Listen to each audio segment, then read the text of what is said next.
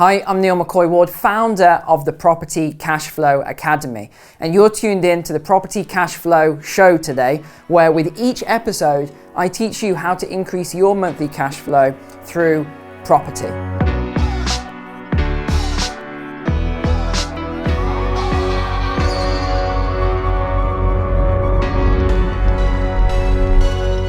In today's episode, we're going to be focusing on serviced accommodation. I'm going to be showing you what it is, how it works, and how you profit from it, and why it's one of the top strategies in the property investment market right now. So the way I'm going to teach you this is we're going to go to the board now. I'm going to show you my infographic, which I created, which is also available for purchase from the online store. So you can see it on screen here. It's available for purchase on the online store. You can buy it as an A2 poster. Most of my students and clients have got this, and it's on their wall, bedroom wall, office wall, wherever. So rather than completely overload and overwhelm you right now with the full serviced accommodation strategy, because it is quite an in-depth strategy, I'm not going to teach you the whole model, the whole infographic, but I'm going to go into the basics of it and the finances of it right now. So here we go, let's get into it. So why serviced accommodation, first of all? Why is this such a good strategy? Why is everyone raving about this? Well, firstly, you can achieve incredible monthly returns and profit. I mean, the profit on these deals, on these houses, flats, whatever, is just incredible in comparison to anything else out there. This makes a buy-to-let property look like a blip. The profit is so high on these, it's unbelievable. It's very little capital required. If you think that you might need £25,000, £50,000 to actually get a deposit and renovate a property to rent it out as a buy-to-let, well, with serviced accommodation, you don't need anywhere near that capital, because you're going to be taking on properties that are already quite new, quite nice looking. Next then, the return on investment is much higher than buy-to-let. Like, it's ridiculous, the comparison. And here's the great thing. There is no mortgage required on serviced accommodation units, because what I'm going to teach you is a rent-to-rent strategy on serviced accommodation. So you don't actually have to buy these units yourself. You can do a rent-to-rent on them. You also don't need a solicitor involved, because I actually sell a management agreement. So you don't need to spend £3,000 or £4,000 like a lot of people do creating this agreement with a solicitor. I'm going to give you mine. It's a template. It's even got yellow sections and boxes. So you just fill that in for the landlord or for the developer, whoever it is you're going to be doing it with. Because it does depend on the level that you're going to be entering at when you're doing serviced accommodation. Like if you were to go in with a developer straight away, that might be a little bit different. They might be structured as a limited company as opposed to a private individual. In fact, in most cases, they will be. So number one, there's no tenancy agreements. This is done on a licensing basis. So a lot of people think this is subletting and things like that. It's not. Subletting is where you actually take on a tenancy agreement and then you rent out on tenancy agreements. That isn't how this is done. Now, you could, in theory, rent this property on a tenancy agreement and then do it like this through Airbnb, Booking.com and the like, but really, it's not the best way to do it, and the mortgage lender wouldn't like that either, nor would the insurance. So what we do is we do it on a management agreement, which I'm going to come on to now, okay, which is very similar to what a landlord would do with a letting agent. So that agreement they do, that's called a letting agent agreement or a management agreement.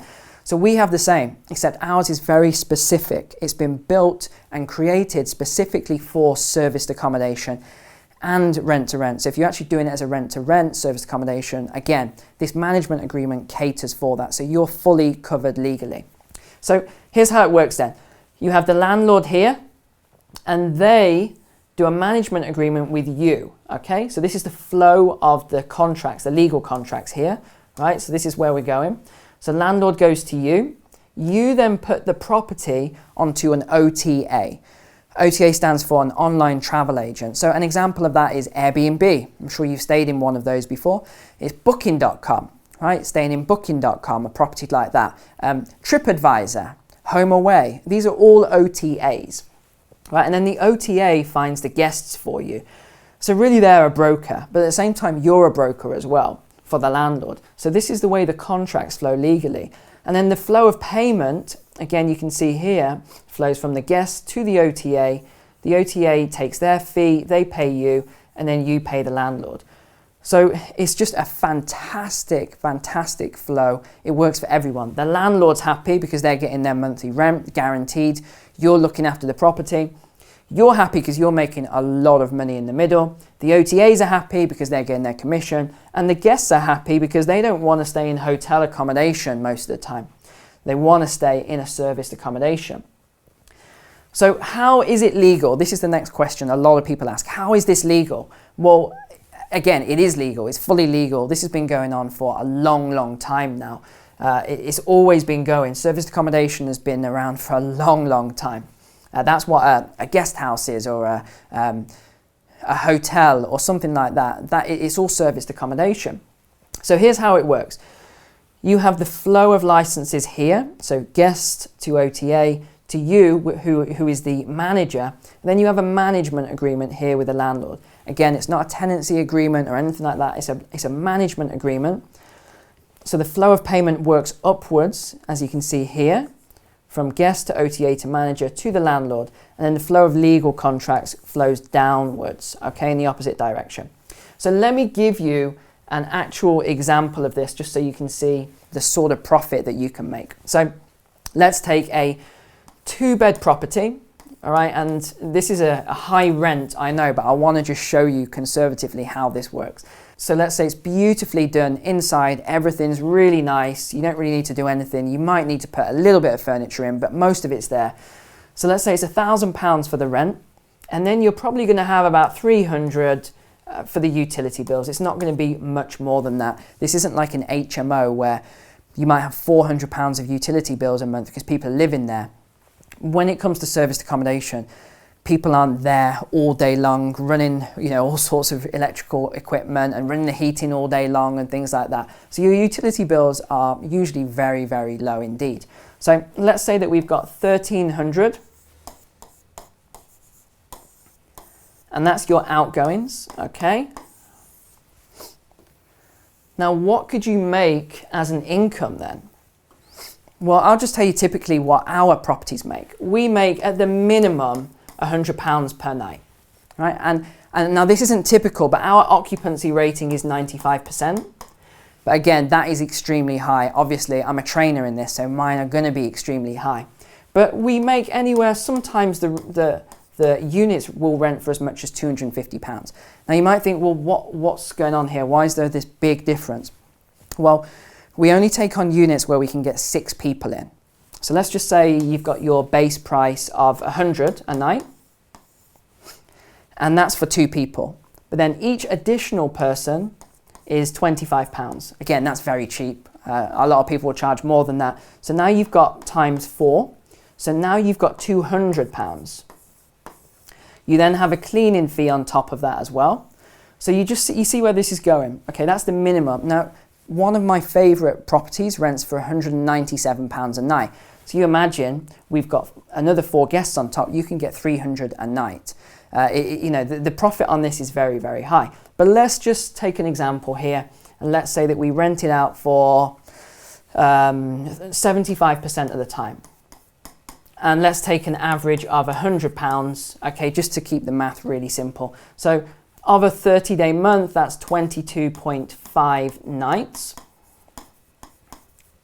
which would give us £2,250 per month income. Now we might have, let's say, £150 of costs out of that, such as booking fees and the like. But again, we're getting all the cleaning fees. We're getting the cleaning fee, we're getting all the other costs, all the other extras. So let's just say that we're getting 2,100, all right? So we've got 2,100 coming in, and we have 1,300 going out, right? So 2,100, and we've got 1,300 going out. So that gives you a profit. And again, this is a really conservative unit I'm giving you an example of here with a very low cash flow. That would give you a profit, a monthly cash flow of £800, right? So you can see how much money you can make just on one unit. And actually, some of my units will make as much as £5,000 a month with costs of about £1,200, and that's in high season, by the way, not in low season. So you can make as much as £3,000 if you really, really study this properly and get the right units. So I don't know about you, but for a lot of my clients, £3,000 will replace their income just on one unit. Okay, so you only really need to get a few units that are spread out across the year in terms of the cash flow, so that, you know, in high season you're going to make a lot of money, in low season you might not make a lot of money, you might only make £1,000 a month, for example. So this is how you're going to spread it out. So what could then 10 properties look like if you did go to the absolute limit and you were like, I'm just going to take on 10 units, I'm going to spread them out, and I'm really just going to go for this, I'm going to self-manage it myself, I'm not going to use an agency or anything like that. Well, let's say you were doing an average of 700 here, 750 there, 800 there. But again, some of them, you might make as much as 2,000 as an average a month. I know my best performing property does about £3,000 average per month profit throughout the year, right? So you're just going to know where to find these. So if you had 10 of these units, that could be, again, potentially £11,680 per month. So I don't know about you, but that sounds like a pretty nice monthly income to me, right? And you might think, well, I want to buy houses now, I want to buy apartments and the like.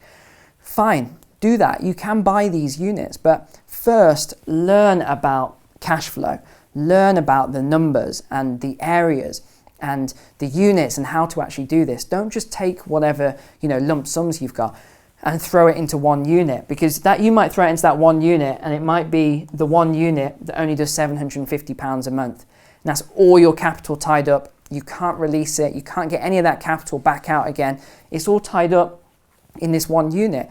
Whereas you could have took that same amount of money and turned that into 10 units that could be making you almost £12,000 a month. So you see the difference here and why I teach cash flow based strategies. I get that everyone's teaching buy to let right now, but again, I don't think that's the best way to start. I think cash flow based strategies is the best way to start. And if you're interested in learning more about this, my recommendation would be, firstly, register for Property Cashflow Academy Live.